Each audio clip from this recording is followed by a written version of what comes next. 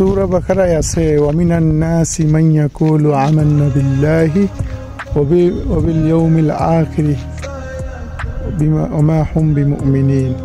অর্থাৎ আল্লাহ বলেছেন কিছু মানুষ তোমাদের কাছে আসবে যারা বলবে আমরা আল্লাহর প্রতি ঈমান এনেছি এবং আল্লাহর শেষ দিনের প্রতি ঈমান এনেছি, অথচ আল্লাহ পাক নিজেই বলেছেন তুমি আমার হুকুম মানো এবং আমার রাসূলকে ভালোবাসো, তবে তুমি জান্নাতের আশা করো, আমার আশা করো।